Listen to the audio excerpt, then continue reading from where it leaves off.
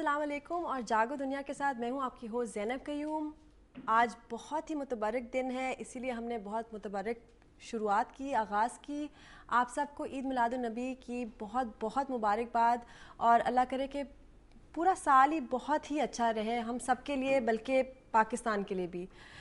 جی تو ہم اب اپنا پروگرام کا آغاز کرتے ہیں.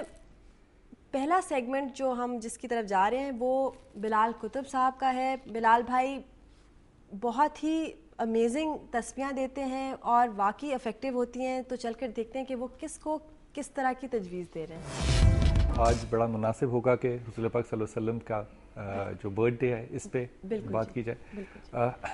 میرا اس پہ ایسا ماننا ہے کہ رسول پاک صلی اللہ علیہ وسلم کی جو 12 ربیع الاول ہم ایز اے برتھ ڈے مناتے ہیں, میرے خیال میں this is not the birthday, کیونکہ بہت سی احادیث ایسی ملتی ہیں ہمیں جس پہ کہ رسول پاک صلی اللہ علیہ وسلم کا جو نور کا تخلیق ہے یا کائنات کی تخلیق سے پہلے کا ہے, تو یہ جو دن ہے بنیادی طور پہ یہ اس دنیا میں آپ کی آمد کا ہے. آمد کا, ٹھیک ہے جی. سو اس پہ رسول پاک صلی اللہ علیہ وسلم کی آمد کی سیلیبریشن ہے 12 ربیع الاول, جو کہ ہم امت کے لوگ جو ہیں وہ سب مناتے ہیں. اس پہ جو بہت بڑا لوگوں کا, بہت بڑا تو نہیں, بہت سے دوستوں کا جو اعتراض ہوتا ہے وہ یہ معاملہ ہوتا ہے کہ اس میں بدعت ہے, کیونکہ بہت سے تاریخ میں ڈاؤن دا لائن یہ بہت دیر بعد سیلیبریشن شروع ہوئی. بدعت سے مراد ہے وہ چیز جو کہ ہم ریلیجن میں ایڈ کر دیں. اچھا ٹھیک ہے. تو میرا ایسا سمجھنا ہے کہ اگر رسول پاک صلی اللہ علیہ وسلم اس دنیا میں معاذ اللہ نہ تشریف لائے ہوتے اور ہم پھر منا رہے ہوتے تو شاید بدعت ہوتی. لیکن بہت سے دنوں پہ فضیلت ہے. جمعے کا دن ہے افضل ہے, عید کا دن ہے اسپیشل ہے, رمضان اسپیشل ہے, حج اسپیشل ہے. اسی طرح جب آمد رسول ہے وہ بھی ایک اسپیشل بات ہے. ان باتوں میں سے اگر جو ہم سیلیبریشنز رسول پاک صلی اللہ علیہ وسلم کی برتھ کی کرتے ہیں, ان میں سے اگر ہم خرافات, مطلب کوئی ایسی چیزیں جو اللہ کے رسول کے قابل کہنا چاہیے کہ مقام پہ نہ ہوں, ان سے اگر ہم پرہیز کریں تو میری رائے میں تو سیلیبریشن جو ہے بہت زیادہ ہر چیز سیلیبریٹ کرنی چاہیے. ورنہ ہم 14 فروری کی سیلیبریشن پہ تو کرٹیسائز کرتے ہیں, جو ہمارے اپنے دن ہیں ان کو ہم پھر سیلیبریٹ نہیں کرتے. میرا سارا آرگومنٹ جو ہے نا وہ اللہ کے رسول کی اس حدیث پہ ہے کہ اللہ کو 2 باتیں بہت اچھی لگتی ہیں, ایک حسن کلام اور ایک حسن توام. خوبصورت بات بھی اللہ کو بڑی اچھی لگتی ہے, اور یہ خوبصورت بات جو ہے یہ خیرات بھی ہے اور صدقہ بھی ہے, اور پھر اچھا لوگوں کو کھانا کھلانا.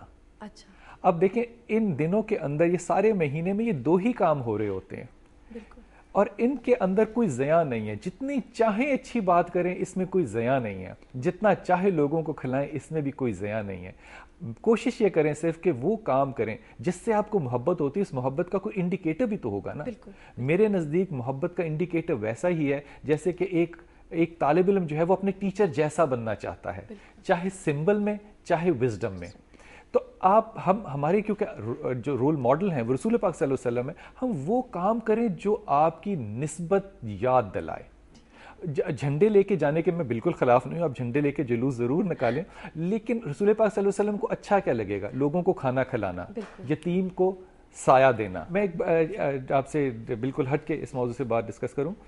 جو بدھا تھے انہوں نے بہت عرصے تک تنہائی میں بیٹھ کے خدا کو شناخت کیا, لیکن کتنی عجیب بات ہے, بدھزم میں ایز سچ دیر از نو گاڈ.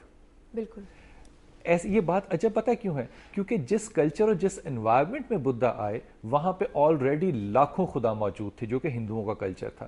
اب غور کیجئے کہ جب بھی کوئی شخص پیغام لے کر آتا ہے تو اس کو بہت ایڈجسٹمنٹ کرنی پڑتی ہے اپنے لیونگ کلچر کے ساتھ. بالکل جی ٹھیک. اب رسول پاک صلی اللہ علیہ وسلم کو دیکھیے کہ جس کلچر میں رسول پاک تشریف لائے ہیں یہ کلچر بھی شدید بت پرست ہے جی, اور یہاں پہ بتوں کی بھرمار ہے. یہاں پہ جو میسج لے کر آئے ہیں آپ بھی پیس کے ساتھ میسج لے کر آئے ہیں, لیکن جو میسج ہے وہ اس قدر حتمی ہے کہ وہ آج تک اس زمانے تک چل رہا ہے. So that is the way an icon becomes, کہ وہ جو ٹیچر ہے وہ ٹیچ کرنے کی میتھڈالوجی اڈاپٹ کیسے کرتا ہے. That is actually very important. اس میں جیسے قرآن میں اللہ تعالیٰ نے کہا کہ میں نے اپنے پیغام کو بھی تمام کیا اور نعمت کو بھی تمام کیا.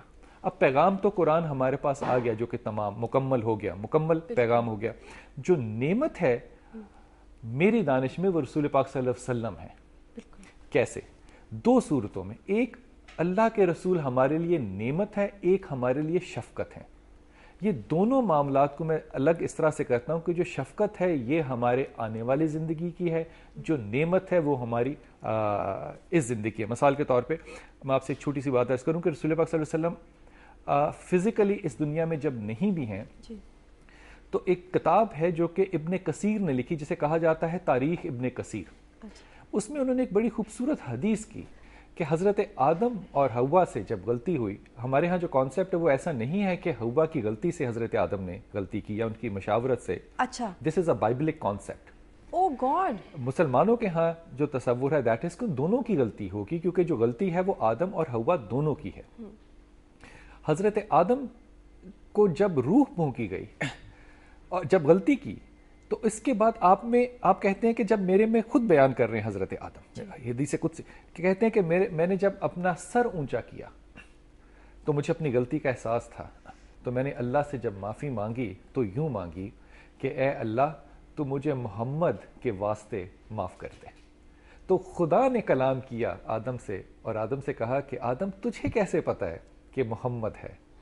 تو حضرت آدم کہہ رہے ہیں, آرگومنٹ دیکھیے خدا اور آدم میں آرگومنٹ ہو رہا ہے. حضرت آدم کہتے ہیں کہ میں نے جب میرے میں جب روح پھونکی گئی اور میں نے اپنا سر اٹھایا تو میں نے آسمانوں پہ لکھا دیکھا لا الہ الا اللہ محمد رسول اللہ.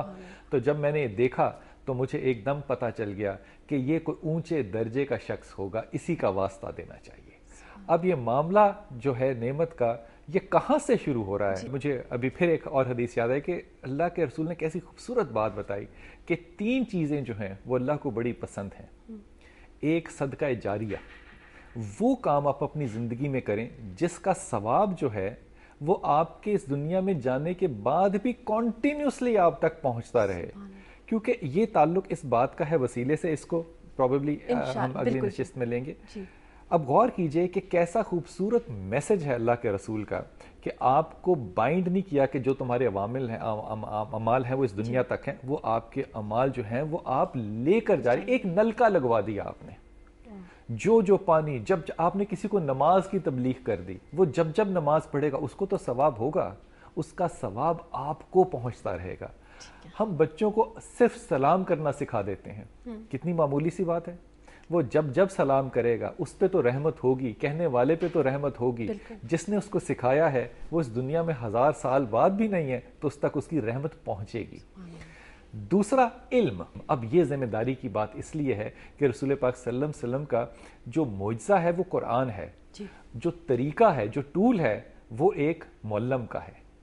یہ جو علم ہے اس کو سنت سمجھ کے ایک مومن جو ہے اس کو اڈاپٹ کرتا ہے. اس لیے دیکھیں نا کیسی خوب, چاہے یہ ضعیف حدیث ہو یا میں کہتا ہوں اگر بہت سے دوست کہتے ہیں کہ حدیث ہے نہیں, کہ تمہیں جہاں تک بھی جانا پڑے تلاش علم میں وہاں تک جاؤ, تو بات کتنی خوبصورت ہے کیونکہ اس کی نسبت اللہ کے رسول سے ہے. اس وقت ہم جا رہے ہیں ایک چھوٹی سی بریک پہ. بلال بھائی شکریہ بہت بہت, اور انشاءاللہ ہم منڈے کو ملیں گے انشاءاللہ تعالیٰ. تو تھینک یو جی, اور ہم جا رہے ہیں بریک پہ.